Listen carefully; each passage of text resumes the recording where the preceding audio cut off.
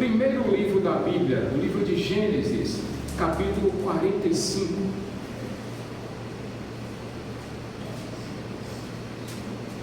Gênesis, capítulo 45. E a partir do momento que você for encontrando, eu peço aos irmãos que fiquem de pé, em reverência à leitura da palavra do Senhor.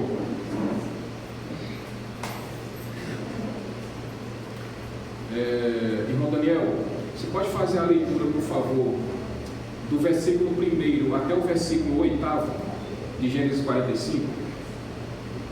A essa altura, José já não podia mais conter-se diante de todos os que ali estavam, e gritou: façam sair a todos. Assim ninguém mais estava presente quando José se revelou a seus irmãos. E ele se pôs a chorar tão alto que os egípcios o ouviam. E a notícia chegou ao palácio do faraó. Então disse José a seus irmãos: eu sou José, meu pai ainda está vivo? Mas os seus irmãos ficaram tão pasmados diante dele que não conseguiam responder. Cheguem mais perto, disse José a seus irmãos. Quando eles se aproximaram, disseram-lhe: eu sou José, seu irmão, aquele que vocês venderam ao Egito. Agora não se aflijam nem se recriminem por terem me vendido para cá, pois foi para salvar vidas que Deus me enviou adiante de vocês. Já houve 2 anos de fome na terra, e nos próximos 5 anos não haverá cultivo nem colheita. Mas Deus me enviou à frente de vocês para lhes preservar um remanescente nesta terra e para salvar-lhes as vidas com grande livramento. Assim não foram vocês que me mandaram para cá, mas sim o próprio Deus. Ele me tornou ministro do faraó e me fez administrador de todo o palácio e governador de todo o Egito. Soberano Deus, eterno Pai, no nome do Filho amado Jesus, nós queremos te agradecer por esta noite, por esta oportunidade de ser em nossas vidas, pelo dia que tivemos, Pai amado, de paz, e assim Deus, cremos que o Senhor continua, Pai amado, nos dando, Senhor, os livramentos necessários, que se possa ter esta noite, Senhor, também sua conta maravilhosa palavra, que possamos estar dispersos nesse mundo, Pai amado, e que o Senhor nome de Deus tenha sido glorificado, Pai amado. Usa teu Filho amado, Senhor, para que a tua palavra chegue até os nossos corações e que possamos, Deus, colocá-la em nosso dia a dia, aplicar, Deus, a tua palavra. E assim, Pai, que eu te agradeço por tudo, no nome do teu amado Jesus. Amém. Amém. Podem sentar, irmãos. Só para reativar a memória dos irmãos. Vocês lembram que aos 17 anos José foi vendido pelos seus irmãos como escravo para o Egito. Chegando lá com 17 anos no Egito, José foi então vendido a um certo homem chamado Potifar. E por causa da esposa de Potifar, José acabou sendo levado à prisão por uma falsa testemunha de tentativa de estupro. Tudo mentira, meus irmãos. Mas acontece que ainda assim José foi levado para a prisão. E chegando lá, José serviu o carcereiro por um bom tempo. E a Bíblia vai dizer que Deus estava com José e tudo que José fazia ia muito bem. Então, pela providência de Deus, meus irmãos, depois de 13 anos em que José se encontrava, ora trabalhando para Potifar, ora sendo ajudante do carcereiro na prisão, eis que Deus coloca José de frente ao faraó. O faraó havia tido 2 sonhos, que na verdade José disse: não, faraó, não são 2, mas é apenas um sonho só. Nós vimos quando José falou dos 7 anos de fartura, ou seja, os 7 anos de vacas gordas. Depois nós ouvimos que José também disse: olha, nesse mesmo sonho Deus está dizendo que vai mandar 7 anos de fome, ou seja, os 7 anos de vacas magras. Aí José deu uma brilhante ideia para o faraó, e José disse: faraó, eu vou dar uma dica para o senhor, essa, olha, é de graça, viu? O senhor vai separar 20% de toda a colheita durante aqueles 7 anos de fartura, e o senhor vai ver que quando vierem os 7 anos de fome, o Egito não vai passar problema com escassez de comida. E foi naquele momento, meus irmãos, que o faraó disse: José, já que foi você que teve a ideia, é você que vai pô-la em prática. E assim José fez, meus irmãos. E como nós sabemos, Deus estava com José, e tudo que ele fazia ia muito bem, tudo estava dando muito certo. A essa altura, quando José foi elevado ao cargo de governador do Egito, o segundo homem mais importante de todo o Egito, a nação mais poderosa da terra naquele momento, José agora estava com 30 anos. Vieram os 7 anos de fartura, e naquele momento foi tanta fartura que inclusive José casou e teve 2 filhos. Mas aí os 7 anos de fartura se acabaram, meus irmãos, e começaram os 7 anos de vacas magras. Foi naquele momento então que Jacó, o pai de José, disse aos seus filhos: ei, meus filhos, 10 marmanjos aí, e vocês vão deixar a gente morrer de fome aqui? E Jacó mandou os seus 10 filhos irem para o Egito para comprar comida lá. E então eles se encontraram com José, mas eles não sabiam que José era o governador do Egito. Na cabeça deles, José a essa altura já estaria morto, mas José os reconheceu. E vai dizer o texto que José, ao ver os seus irmãos, José chora. Depois José volta, entrega comida para os seus irmãos, e José faz um teste com eles. Todo aquele dinheiro que os irmãos haviam levado para comprar comida, José manda que o administrador da sua casa coloque de volta na bagagem dos irmãos dele. Quando eles chegaram no meio do caminho, perceberam que além da comida, o dinheiro estava colocado lá, e eles pensaram: eita, Bíblia, o governador já desconfiou, já achou que a gente era espião, agora ele vai pensar que a gente é também o quê? Ladrão. Nós somos ladrões. Mas eles voltaram para casa.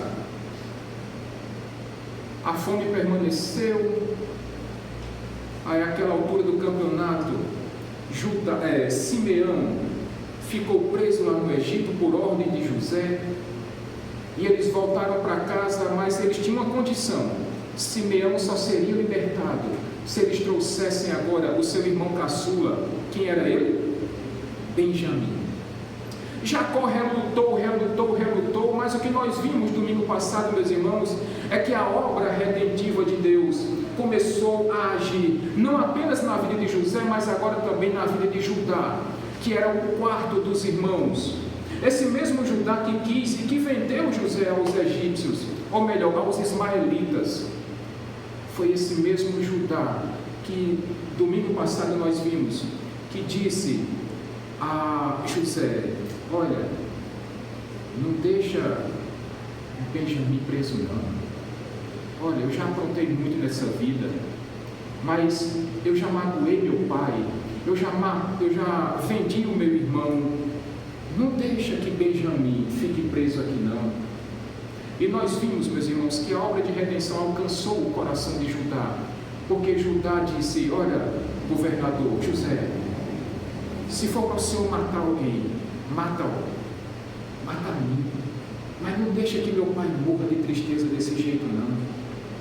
Deixa Benjamim voltar para casa, porque se Benjamim não volta para casa, meu pai certamente vai morrer de tristeza, e eu vou carregar essa culpa comigo para o resto da minha vida. E foi assim que nós terminamos o culto de domingo passado, a pregação de domingo. E eu sei que ficou na cabeça dos irmãos: qual seria então, meus irmãos, a resposta de José? Qual seria a atitude de José diante de uma demonstração de arrependimento e de uma transformação de um coração, assim como aconteceu na vida de Judá e como também já estava começando na vida de Jacó? É quando nós chegamos agora no capítulo 45, que foi lido hoje pelo nosso irmão Daniel. Quando José ouviu o testemunho do seu irmão Judá, ele não tinha, meus irmãos, outra atitude a tomar, a não ser aquela mesma que ele fez. Versículo 1 vai dizer que José mandou todas aquelas pessoas saírem da sua casa, saírem da sua presença, para que ele ficasse somente com os seus irmãos. E diz o texto, meus irmãos, que naquele momento José começou a chorar. E José chorou, estivesse vendo seus irmãos pela primeira vez, porque o texto diz que já faziam 2 anos de fome na terra. José já tinha visto seus irmãos várias vezes, mas naquele momento, aquele choro de José demonstrava toda aquela saudade, toda aquela amargura que ele sentiu no coração por muito tempo, todo aquele sentimento que estava represado em seu coração, e tudo isso foi demonstrado com um grande choro de José. José não chorava, meus irmãos, quando criança, quando está com fome. Sabe criança quando quer comer, que ela fica aquele churumingado perto da mãe? Sabe neto que é especialista nisso, chega para a avó e fica: vó, eu estou com fome, vó. Aí a avó vai fazer o que não tem para saciar a fome desse menino. Mas o choro de José, meus irmãos, era um choro de quem estava doido para dar um abraço nos seus irmãos. Era um choro de quem estava doido para arrancar aquele sentimento de raiva, de rancor, de amargura do seu coração. E o choro de José foi tão alto que, inclusive, todos aqueles povos, aqueles egípcios que estavam ao redor da casa de José, ouviam os gritos do choro de José. Ele já não conseguia mais conter dentro do seu coração um sentimento que estava preso, acumulado há tantos e tantos anos. E é interessante, meus irmãos, que era tão alto o choro de José, que as pessoas chegaram e foram dizer: Faraó, eu estou achando que o governador está descompensado, porque o choro dele era tão alto, mas tão alto que todo mundo ouvia, e esse choro, inclusive, chegou aos ouvidos do Faraó. Faraó, o senhor precisa fazer alguma coisa, porque o governador está descompensado, o homem chora sem parar lá dentro da casa dele. E aí nós voltamos para o texto, meus irmãos, e o autor vai dizer que José, quando olha para os seus irmãos, ele vai dizer: ei, sou eu, José. Mas ele faz uma pergunta: e meu pai está vivo? Papai está vivo? Só, meus irmãos, que o texto do versículo 3 vai dizer que os irmãos de José não conseguiram responder, não conseguiram dizer nada, porque eles ficaram pasmados, perplexos com aquela revelação de José. José disse: ei, sou eu, José. Para os íntimos, Zé. E como é que está meu pai? Meu pai está vivo. A preocupação de José era saber: meu pai está vivo? Mas aqueles irmãos, tão grande, meus irmãos, foi o susto, que os irmãos de José não conseguiam responder nada. Eu fico pensando, sabe um exemplo parecido com isso? Quem está chegando no emprego pela primeira vez e está sendo apresentado para os colegas de trabalho pela primeira vez, normalmente a nossa atitude é: ó, não fala nada, porque não conhece ninguém, porque está muito envergonhado, porque está fora da sua zona de conforto, e a gente não consegue dizer nada, a gente não tem nem assunto para conversar com as pessoas, porque a gente não conhece ninguém. Eu lembro particularmente, meus irmãos, quando, outubro de 2019, quando eu fui apresentado aqui na igreja, só que não era nesse prédio ainda, era no prédio ali no outro lado da rua.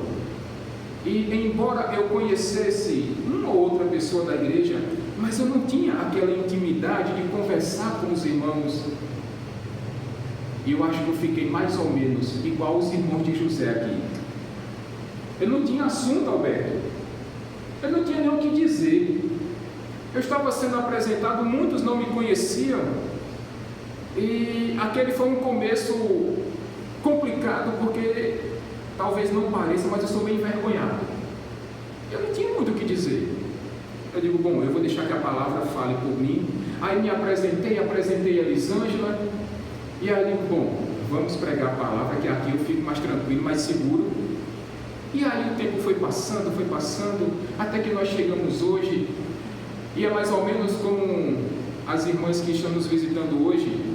Mas desde já, irmãs, Não se sintam como eu me senti naquele dia, ou como os irmãos de José se sentiram.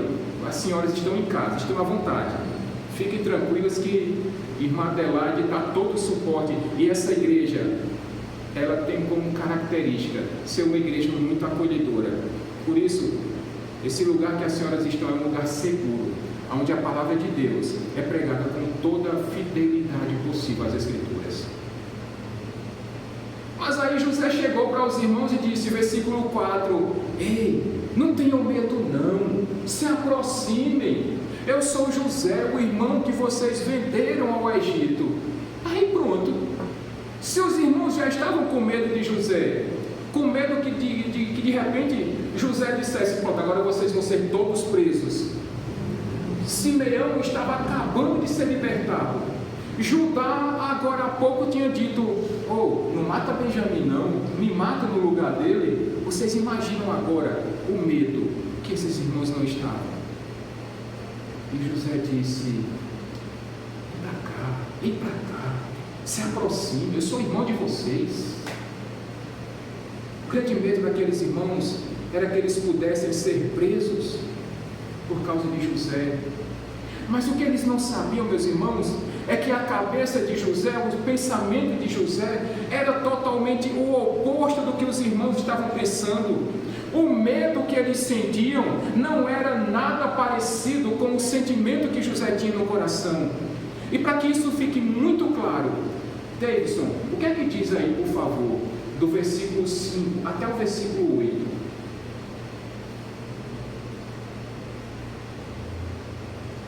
Agora não se aflijam, nem se recriminem por terem me vendido para cá, pois foi para salvar vidas que Deus me enviou adiante de vocês.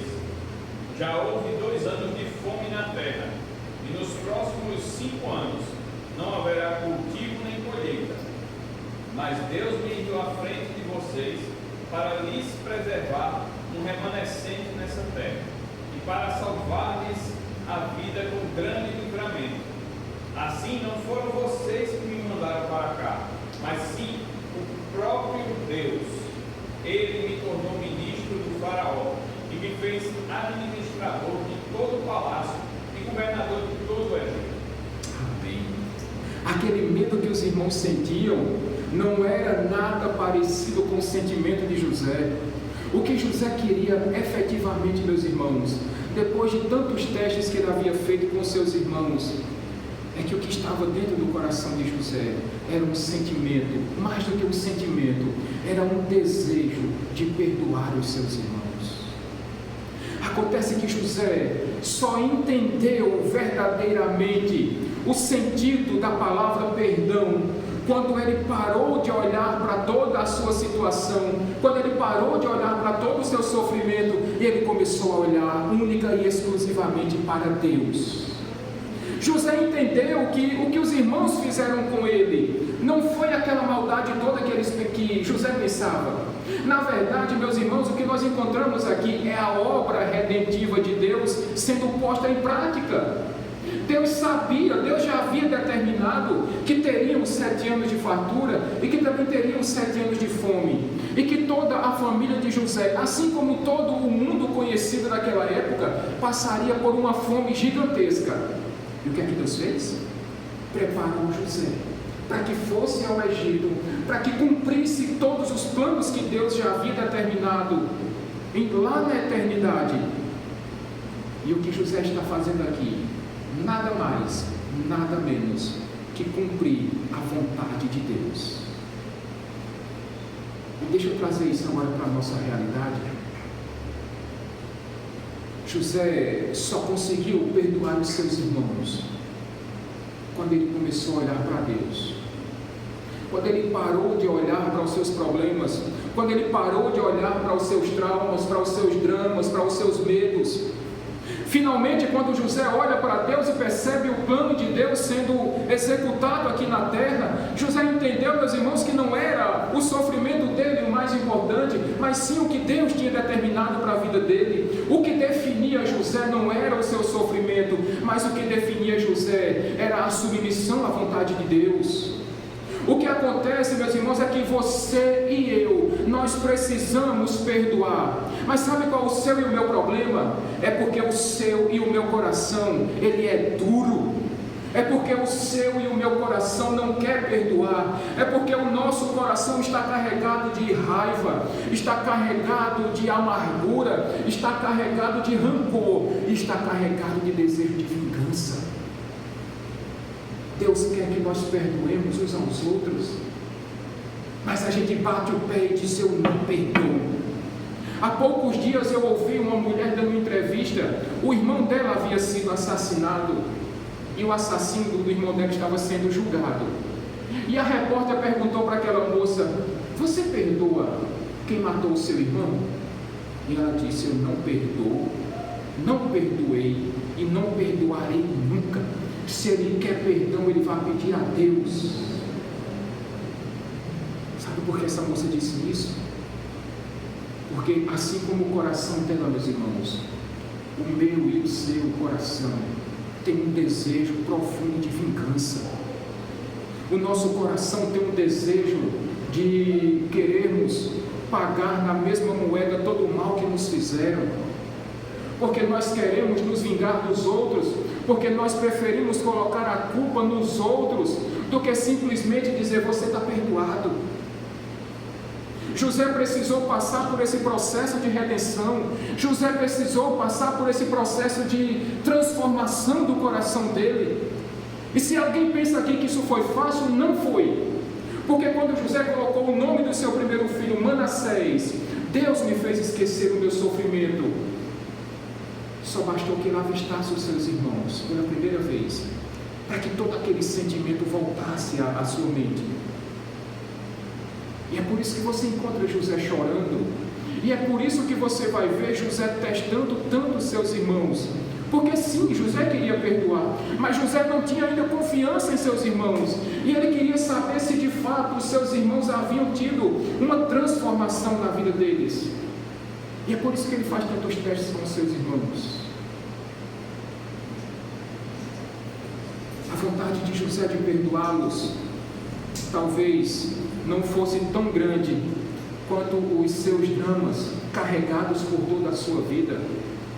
Aí você olha para você, eu olho para mim, e a gente pensa: pastor, por que eu sou diferente então de José? Por que eu não consigo perdoar? É porque talvez você ainda não tenha olhado para Deus. Talvez você esteja olhando só para dentro do seu coração, para dentro das suas dores, e você ainda não começou a olhar para Deus. Você ainda não aprendeu a depender somente de Deus. Pastor, e como é que eu faço então para perdoar alguém? Qual é a fórmula que eu utilizo para perdoar o próximo, aquele que me magoou, aquele que me fez mal? E a resposta, meus irmãos, é que sozinho ninguém consegue. Porque esse desejo de perdão, essa ordem de perdoar, ela provém de quem? De Deus. Vem de Deus.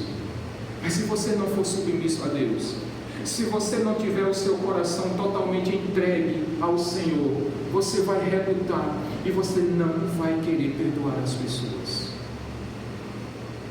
Eu sei que muitos aqui têm histórias para contar de pessoas que lhes fizeram mal, de pessoas que lhes fizeram sofrer, de pessoas que magoaram você. Mas deixa eu dizer um negócio para você: nós vivemos em um mundo caído, onde as pessoas são imperfeitas, e assim como pessoas magoaram você, você também magoou várias pessoas ao longo da sua vida. E você só vai entender o verdadeiro significado da palavra perdão quando você voltar os seus olhos totalmente para Deus. É quando você começa a olhar o seu problema não do ponto de vista dos seus olhos, mas a partir dos olhos de Deus. E quando você começa a ver o seu problema segundo a visão de Deus, não tem outra atitude a ser tomada, meus irmãos, a não ser perdoar as pessoas. A não ser perdoar as pessoas. Tudo aquilo que aconteceu na vida de José é para que a obra de Deus, é para que a vontade de Deus prevalecesse, é para que o coração de José fosse moldado, mas não apenas o coração de José, porque lembrem-se, essa família, a família de José, de Jacó e de seus irmãos, era uma família totalmente desestruturada, aonde um pai amava mais um filho do que o outro, aonde os filhos enganavam os pais, aonde filhos sentiam raiva de seus irmãos, família totalmente desestruturada. E Deus está trabalhando no coração desses homens. E Deus está mudando a história daquela família. E se você acha que essa história da redenção de Deus na família de José é bonita, deixa eu dizer um negócio para você. Deus também está trabalhando nessa noite na minha e na sua vida. A obra da redenção de Deus também está agindo na sua e na minha vida nessa noite, porque certamente essa palavra ela vai criar raízes em seu coração. E eu tenho certeza que vai ser a partir deste momento, quando você entender o verdadeiro significado da palavra perdão, perdão sincero, perdão verdadeiro, que você vai começar a olhar os seus problemas, não pelo óculos do seu sofrimento, mas a partir da obra e da perfeição e da vontade soberana de Deus. E o texto vai seguindo, meus irmãos. A partir do versículo 9, José vai dizer para os seus irmãos: olha, vocês precisam voltar à casa de vocês, à nossa casa. Vocês precisam dizer a meu pai que eu estou vivo. Mais do que vivo, Deus me trouxe para cá para que ninguém morra de fome. O plano de Deus está sendo posto em prática e tudo aquilo que havia sido planejado vai acontecer. 2 anos já se passaram e tem mais 5 anos de fome ainda. Mas Deus me colocou aqui para que ninguém morresse de fome, para que ninguém morresse com a barriga vazia. E foi a partir desse momento, meus irmãos, que eu imagino, quem está acompanhando essa série desde o começo, está esperando por esse momento que vai vir a partir de agora, quando José abraça o seu irmão Benjamim. E o texto vai dizer, irmã Dorinha, que aqueles 2 irmãos se abraçam e choram, e eles matam aquela saudade represada há tantos anos. Depois que José abraça o seu irmão Benjamim, filho da sua mãe, ele vai lá e abraça os seus 10 irmãos. E aquele momento tão esperado por todos nós, a reconciliação daquela família acontece. E todos aqueles irmãos se abraçam juntos, e choram juntos, e se perdoam juntos. E esse momento é tão precioso, esse momento é tão belo, meus irmãos, que olha o que vai acontecer no versículo 16, Wilson, por favor.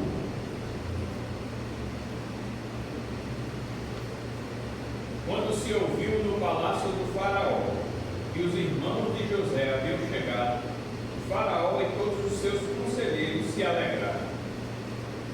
Quando existe perdão, até as pessoas que estão à nossa volta se alegram conosco. Assim como o faraó se alegrou com aquele momento de comunhão, com aquele momento de reconciliação e de perdão da família de José, e até faraó, que não tinha nada a ver com essa história, tampouco os conselheiros do faraó, e todos eles se alegraram, meus irmãos. Vocês já perceberam que, se por um lado ninguém gosta de ficar perto de uma pessoa que só reclama da vida, ninguém gosta de ficar perto de uma pessoa que só murmura, que só pragueja, que só fala mal, que só coloca as pessoas para baixo.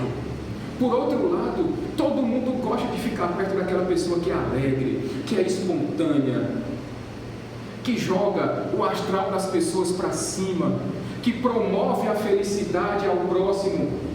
Quem é que não gosta de ficar perto de uma pessoa assim?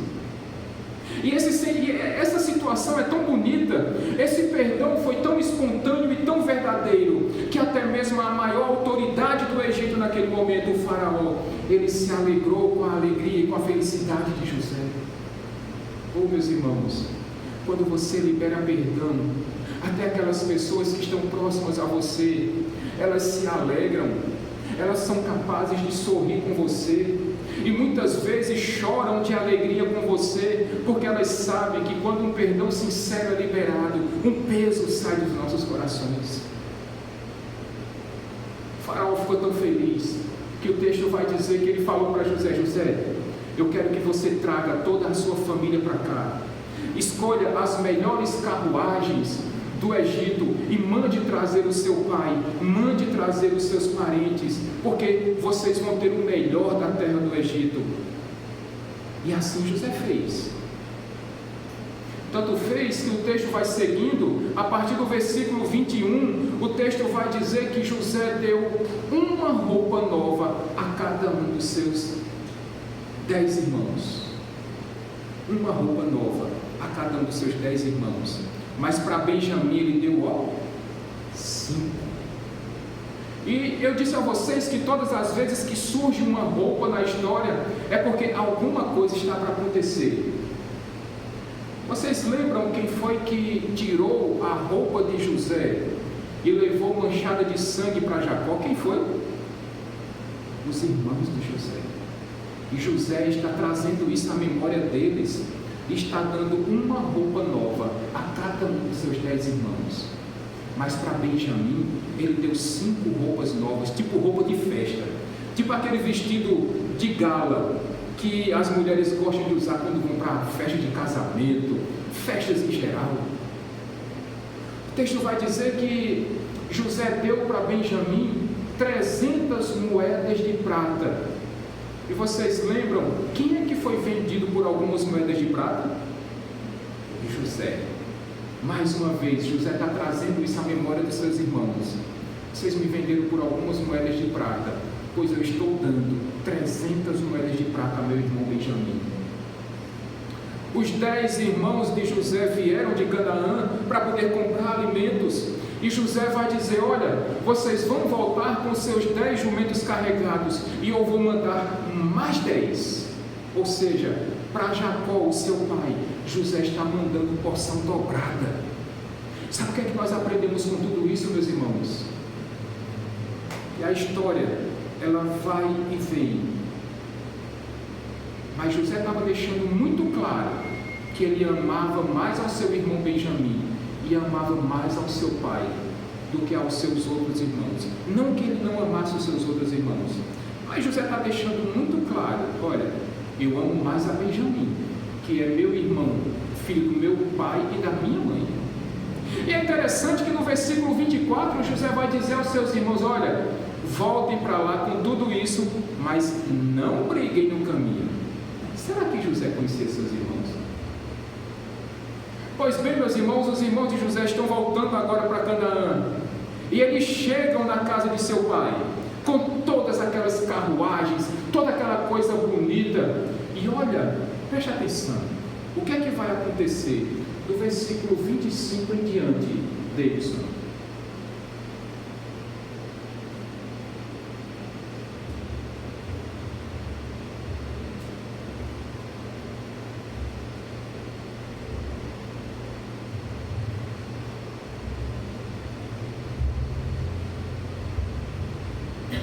Percebam bem, prestem bem atenção nessa narrativa, e vocês vão ver o que acontece quando os irmãos de José retornam para casa e dão a notícia a seu pai.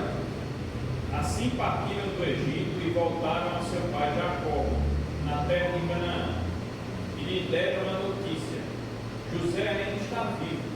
Na verdade, ele é o governador de todo o Egito. O coração de Jacó quase parou.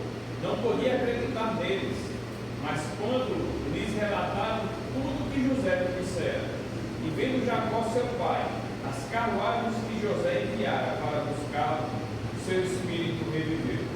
E Israel disse: basta, meu filho José ainda está vivo, irei vê-lo antes que eu morra. Naquele momento chegam lá os 11 filhos de Jacó, chegam com aquelas carruagens, aqueles 20 jumentos, aquela quantidade absurda de comida. E quando os filhos chegam para Jacó, diz: pai, José está vivo, o nosso irmão está vivo, o seu filho, aquele filho que o Senhor tanto amava, ele está vivo, e não apenas vivo, mas agora ele é o governador do Egito. Naquele momento, meus irmãos, quando Jacó, e só a título de informação, Jacó neste momento tinha 130 anos de idade. 130 anos.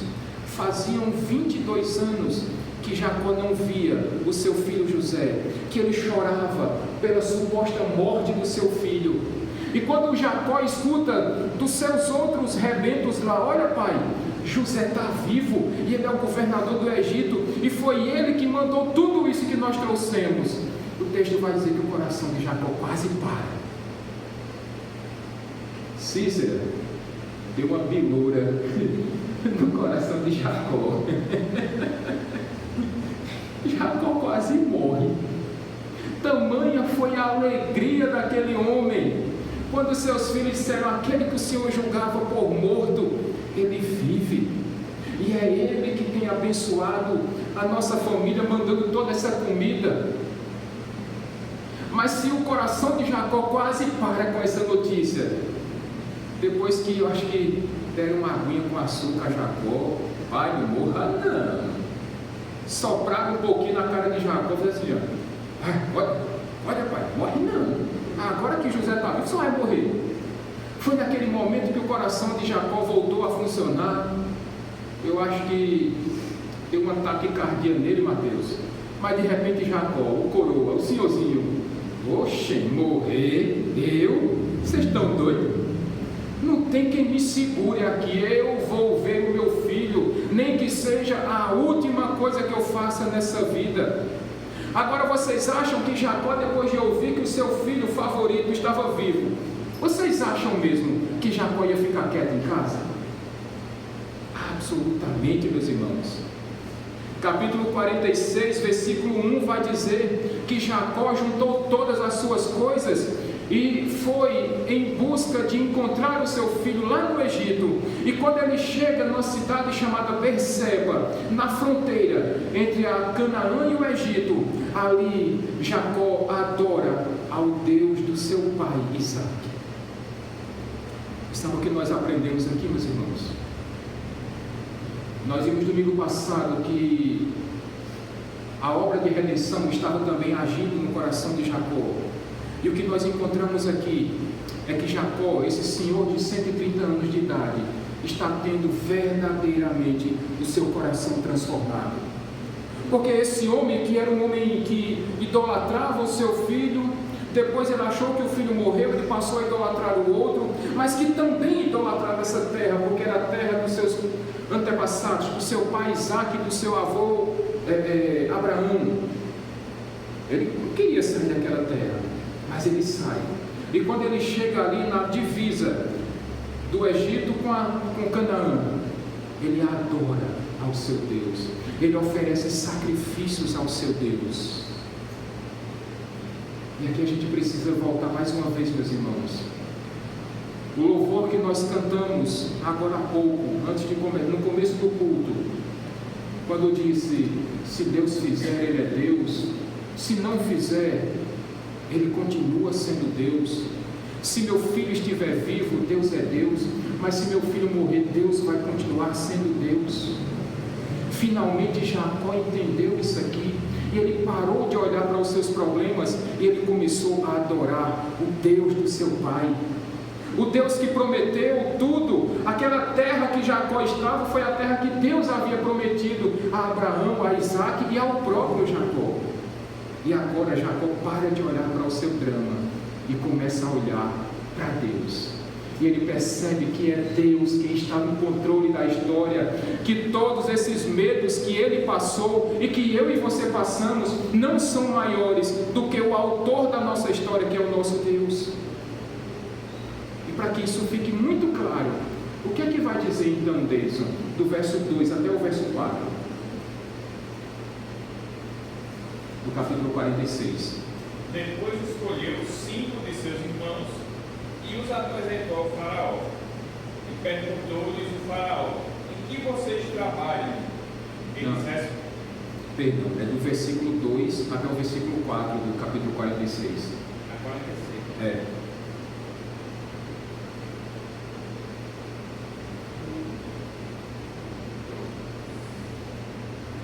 E Deus falou a Israel por meio de uma visão noturna: Jacó, Jacó. Eis-me aqui, respondeu ele. Eu sou Deus, o Deus de seu pai. Disse ele: não tenha medo de descer ao Egito, porque lá farei de você uma grande nação. Eu mesmo descerei do Egito com você, e certamente o trarei de volta, e a mão de José fechará os seus olhos. Deus aparece numa visão noturna a Jacó e diz: Jacó, precisa ter medo não, meu filho. Eu irei com você, eu descerei com você ao Egito, e eu prometo que eu farei de vocês uma grande nação. Eu prometo que eu cuidarei de vocês, eu abençoarei vocês. E sabe, eu vou trazer você de volta, Jacó. Sabe de uma coisa? Vai ser José que vai fechar os seus olhos. Agora você pensa, Jacó ouvindo essas palavras, recebendo essa visão do próprio Deus, dizendo: Jacó, meu filho, eu irei com você, eu cuidarei de vocês, eu abençoarei vocês. E tudo estava indo muito bem. Aí de repente Jacó disse, ele pensou: mas José vai fechar meus olhos, ou seja, eu vou morrer. Tantas promessas, mas no meio dessas promessas, Deus disse: Jacó, e vai ser José que vai fechar os seus olhos. O costume daquela época, meus irmãos, era que o filho mais velho fizesse isso com o pai. O filho mais velho de Jacó era Rúben, mas de certa forma José também era um filho mais velho, o filho mais velho da sua esposa Raquel. E Deus disse: olha, vai ser José que vai fechar os seus olhos. Hoje, para nós isso é muito tranquilo, meus irmãos, porque nós, os pais e as mães aqui, o que é que nós esperamos? É que os nossos filhos nos enterrem, não é assim? Porque quando é o contrário, aí vocês ficam dizendo: Senhor, mas isso não é o normal. O normal não é um pai enterrar o filho, o normal são os filhos enterrarem os pais. E era exatamente isso que Deus estava dizendo a Jacó: vai ser o seu filho que vai sepultá-lo, vai ser ele que vai fechar os seus olhos. O que nós percebemos aqui, meus irmãos, mais uma vez, é que todas as promessas de Deus estão se cumprindo. Todo o plano redentivo de Deus está seguindo conforme o planejado, não pelo homem, mas pelo próprio Deus. E o mais interessante disso é que a quantidade total de pessoas da família de José que foram para o Egito, o texto vai dizer que são 70 pessoas. 70 pessoas da família de Jacó, ou Israel, se você preferir, porque esse foi o nome que Deus deu a Jacó. E nesse texto, quando você encontrar o autor chamando Jacó, é porque Deus está falando com o próprio Jacó. Mas quando você vê o autor colocando Israel, é porque Deus já está se referindo à futura nação de Israel que estava para ser formada. E Deus está dizendo: eu vou abençoar vocês. Quantos anos, meus irmãos, os israelitas passaram no Egito como escravos? Quem lembra? Oi? 400 anos de escravidão no Egito. Aquelas 70 pessoas que entraram da família de Jacó se transformaram na saída, 400 anos depois, com Moisés liderando aquele povo, mais de 2 milhões de pessoas. Alguns autores chegam a dizer 3 milhões, alguns ainda chegam a uma conta de 4 milhões. Na verdade, o que nós sabemos, o que Êxodo capítulo número 12 nos diz, é que eram 600 mil homens. Agora faça uma conta: para cada 600 mil homens, coloque mais uma esposa para cada um, já vai para quanto? 1.200.000. Coloque nessa conta 2 filhos para cada casal, já dobra, 2.400.000. O texto ainda vai dizer que tinha estrangeiros naquele meio. Faça uma conta mais ou menos de 3 a 4 milhões de pessoas que saíram do Egito, quando na verdade só entraram 70. A promessa que Deus fez a Jacó se cumpriu. Deus fez aquele povo se multiplicar. Deus protegeu aquele povo. Deus protegeu também a família de José. E quando nós encontramos esse texto aqui, meus irmãos, Mais uma vez eu quero que você entenda que os planos de Deus, que os decretos de Deus não podem ser frustrados, porque o autor da história é Deus, não é um homem. As circunstâncias não são maiores do que o nosso Deus. O meu e o seu problema não são maiores do que o nosso Deus. Por isso, uma outra lição que nós aprendemos aqui, meus irmãos, na próxima vez que você começar a dizer: por que é que Deus permitiu tantos males acontecerem? Por que é que tantas coisas ruins acontecem no mundo? Por que é que pandemias de Covid-19 aparecem? Por que é que pessoas, crianças continuam morrendo com terremotos? E a partir de hoje eu quero que você tenha essa resposta, para que você não tenha mais dúvida no seu coração, que o plano redentivo de Deus é muito maior do que eu ou você possamos entender. É que o decreto de Deus, a vontade de Deus, ela é perfeita, ela é boa. O problema é que nem sempre o bom de Deus vai ser bom para nós. A pergunta que eu faço: o bom de Deus é menor ou precisa ser menos importante do que o que é bom para mim? Sim ou não? Certamente que não, meus irmãos. A bondade de Deus talvez nem sempre seja tão boa para mim. E eu vou exemplificar isso. Mães, as mães de plantão aqui, os filhos de vocês, quando eram pequenos, gostavam de comer verdura? Não, mas eles precisavam comer, não precisavam? E vocês davam essa verdura para eles. O bom, vocês sabem o que é bom para o filho de vocês, mas o filho de vocês não achava que o que era bom para eles, verdadeiramente para eles era bom. Da mesma forma acontece com o nosso Deus. Deus sabe o que é bom para você e para mim, mas às vezes a gente não acha que é bom, às vezes a gente não quer entender e não quer aceitar.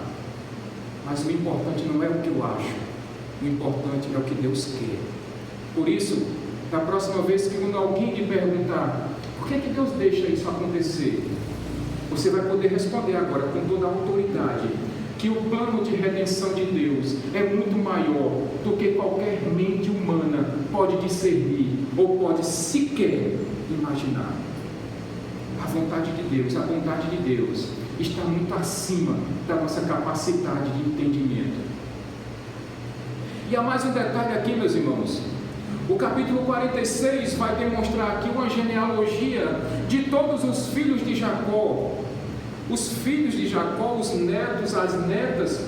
E essa relação vai ser muito importante, por quê? Porque quando os israelitas voltarem naqueles 400 anos de escravidão, José escreveu isso depois da escravidão, depois dos 400 anos. E quando alguém fosse ler aquela genealogia, e alguém tivesse dúvida da sua origem, e fosse pegar esse texto, essa genealogia, e dizer: rapaz, o meu tataravô era Rúben. Rúben era um filho de Jacó, que era filho de Isaac, que era filho do pai Abraão. Então, eu tenho uma linhagem. Eu tenho uma família, eu sou um judeu verdadeiro, eu faço parte, eu sou membro de uma das 12 tribos de Jacó. Isso foi importante para os judeus, para que eles montassem a sua árvore genealógica. Isso foi muito importante para eles. Mas eu não poderia, meus irmãos, terminar a pregação dessa noite sem falar para vocês aquele que é o encontro mais esperado, aquele que pode ser chamado de o grande encontro de José. Com quem vocês acham? Quem é que José estava doido para ver? Quem? O seu pai Jacó. Verso 28 a 30. Daniel, você começou a leitura e você vai fechar a leitura. Verso 28 a 30 de Gênesis 46. Ora, Jacó enviou Judá à sua frente a José, para saber como ir a Gósen. Quando lá chegaram, José de carruagem pronta partiu para Gósen para encontrar-se com seu pai Israel. Assim que o viu, correu para abraçá-lo e, abraçando a ele, disse a José: agora já posso morrer, pois vi o seu rosto e sei que você ainda está vivo. Preparando essa mensagem, meus irmãos, eu fiquei pensando, tentando estruturar essa mensagem, essa visão na minha cabeça.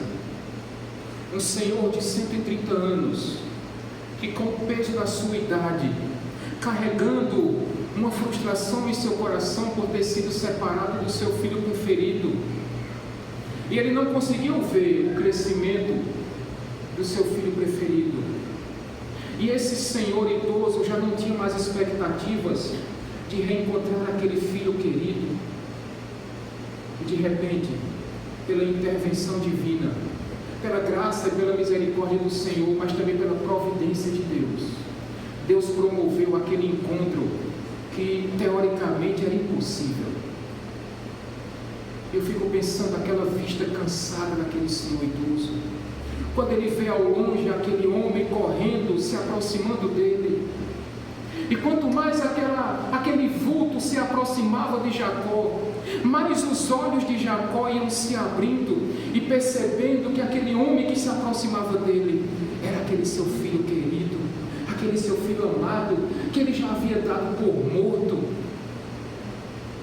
E quando finalmente José abraça o seu pai, ele deve ter beijado tanto o seu pai, meus irmãos. Ele deve ter tomado o seu pai em seus braços e disse: pai, aquele sonho que eu achava que era impossível, Deus está realizando nesse momento. A esperança que eu achava perdida, Deus está restaurando em minha vida. Aquele abraço que era tão difícil de acontecer, meus irmãos, aos olhos humanos, Deus providenciou naquele momento. Eu fico pensando a força que José queria aplicar naquele abraço, mas talvez com cuidado com aquele senhor de cabelos brancos, desgastado pelo tempo.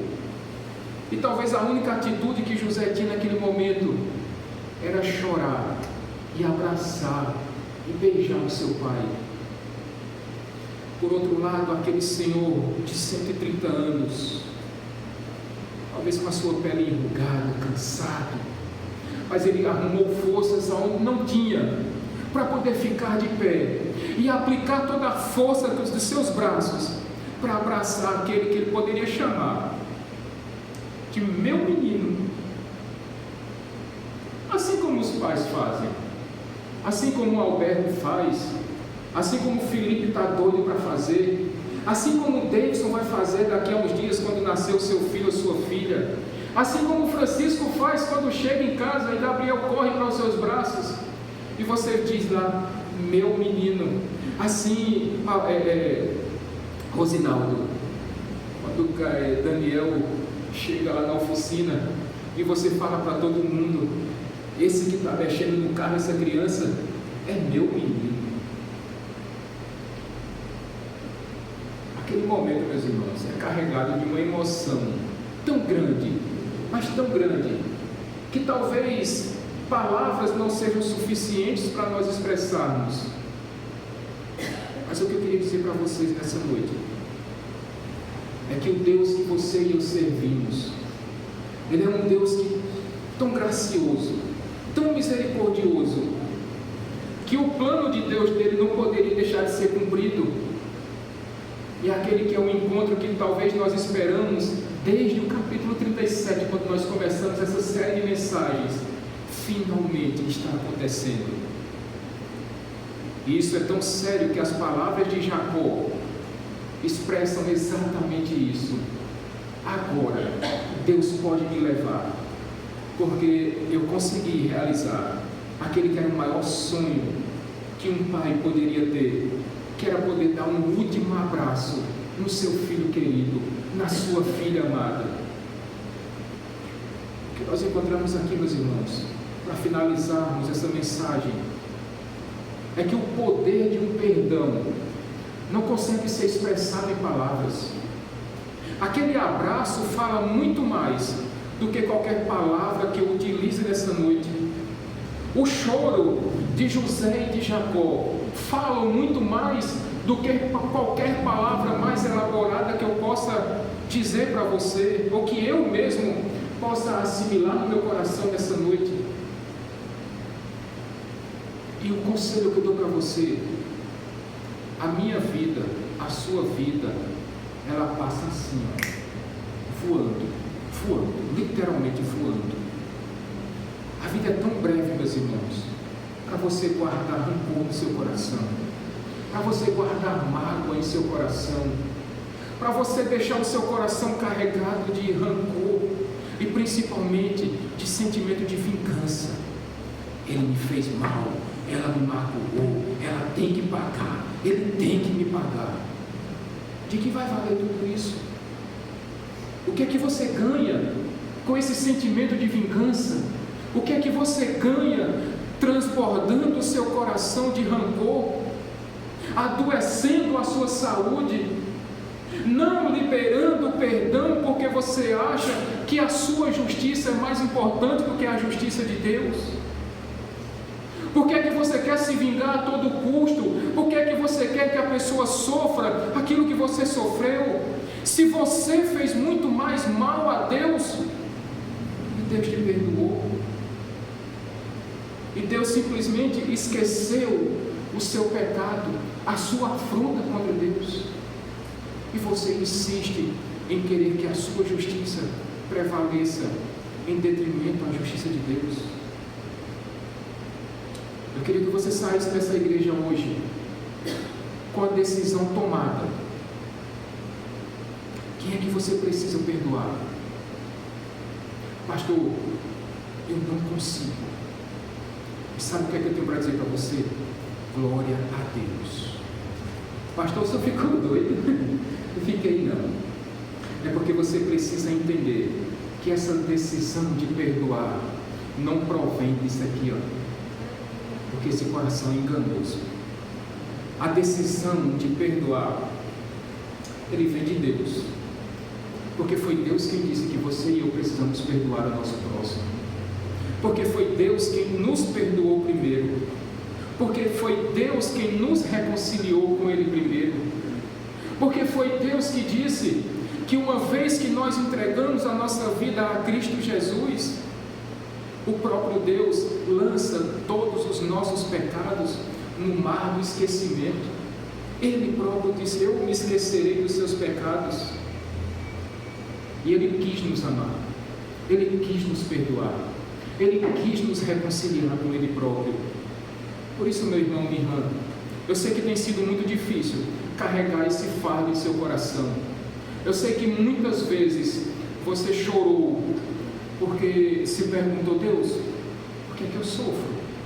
Por que é que o Senhor permite que eu sofra? Eu queria que você entendesse que Deus está transformando o seu coração, Deus está moldando o seu caráter, e Deus está te fazendo semelhante a Cristo Jesus, que sofreu toda sorte de humilhações que um ser humano pode passar, que sofreu na própria carne as dores de ter sido rejeitado por aqueles a quem Ele veio, porque Cristo Jesus sofreu todo o escárnio que eu e você deveríamos ter sofrido, porque Ele sentiu na pele a dor de se voltar contra Deus, embora o próprio Cristo nunca tivesse feito isso. E Ele carregou sobre si os nossos pecados, Ele carregou sobre si os nossos erros, as nossas falhas. E naquela cruz do Calvário, quando Jesus Cristo disse: está consumado, tetelestai, a partir daquele momento, Deus já não olha para você e para mim com aquela mesma vontade de julgar o nosso pecado, mas quando Ele olha para você e para mim, simplesmente Ele disse: você está perdoado em Cristo Jesus. Você já não tem mais condenações sobre você. E eu queria usar algumas aplicações nessa noite para nós sairmos daqui. A primeira aplicação, meus irmãos, é que você precisa confiar em Deus somente. Você precisa aprender a amar a Deus. Você precisa aprender a viver em Cristo, por causa de Cristo e para Cristo. Você precisa aprender a confiar não na força do seu braço, mas na soberania de Deus. A segunda aplicação, meus irmãos, nessa noite: perdoe. Pastor, talvez eu conheço o drama de alguns dos irmãos dessa igreja, mas a ordenança de Deus, meus irmãos, é: perdoe. Pastor, e aquela justiça?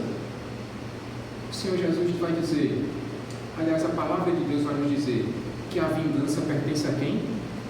A Deus. A vingança pertence ao Senhor. Não cabe a você e a mim querermos aplicar a justiça de Deus, porque nós somos falhos.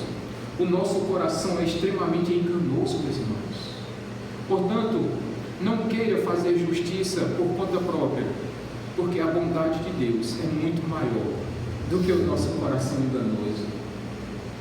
Terceira aplicação: reconcilie-se com quem te fez mal. Aí eu sei que alguém vai dizer, pastor, é mais difícil a reconciliação do que o perdão. Mas a reconciliação vem após o perdão. E uma vez que você perdoa, você vai conseguir reconciliar-se com a pessoa que te fez mal. Assim como José se reconciliou com os seus irmãos que o venderam como escravo, que tentaram matá-lo. E assim como Deus nos reconciliou com Ele próprio, nos adotou como filhos, assim fica também esse conselho: reconcilie-se com aquela pessoa que te magoou, que te fez mal, que te ofendeu. Chegue até ela. Se ela não vai até você, vá você até ela. E eu tenho certeza que você vai desconcertar essa pessoa, dizendo: olha, da minha parte, você está perdoado. Eu até já me esqueci do que você me causou, mas diante de Deus, você está perdoado. E se possível, ainda diga para ela: eu vou orar por você. Você vai desmontar essa pessoa. Mas a última aplicação, meus irmãos: peça perdão. Essa é uma das lições mais difíceis de toda a Bíblia Sagrada. Peça perdão a quem você magoou. Peça perdão ao seu marido. Peça perdão à sua esposa. Peça perdão aos seus filhos. Peça perdão aos seus pais. Peça perdão aos seus parentes que você já ofendeu, que já magoou. Mas principalmente, peça perdão a Deus pela afronta que você cometeu ao seu Deus, a santidade do seu Deus. Peça perdão pelos seus pecados, peça perdão pelos seus erros, peça perdão pela sua culpa, peça perdão pelas suas transgressões, peça perdão pelas suas iniquidades, peça perdão pela sua falta de fé, peça perdão pela sua falta de confiança em Deus, peça perdão pela sua falta de submissão a Cristo Jesus. Eu tenho certeza que o que você vai desfrutar é do perdão maravilhoso de Deus. Agradeço, Senhor. Agradeço por esse momento em que pudemos fazer parte desse sacramento, Senhor, da Santa Ceia, e nós aprendemos a liberar perdão, assim como nós recebemos perdão de Ti, Senhor. E que o Senhor nos ajude para que não seja feita a minha vontade, Senhor, mas que seja feita, Pai amado, a Tua vontade, e que sejamos obedientes à Tua palavra, Senhor. Que Deus te abençoe rica e abundantemente. Que o amor de Deus Pai, que a graça do nosso Senhor Jesus Cristo e as consolações do Espírito Santo sejam derramadas sobre a sua vida, hoje e para todo sempre. Que Deus te abençoe rica e abundantemente. Uma boa noite a todos e eu aguardo vocês quinta-feira.